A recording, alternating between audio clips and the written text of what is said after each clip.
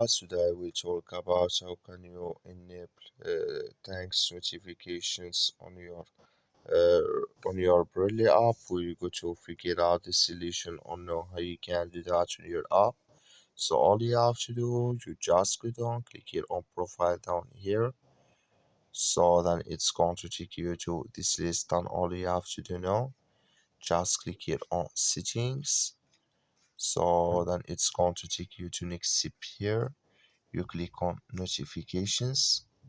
So then you come to this list, come here to thanks. Then all you have to do, you just click here on this sign here.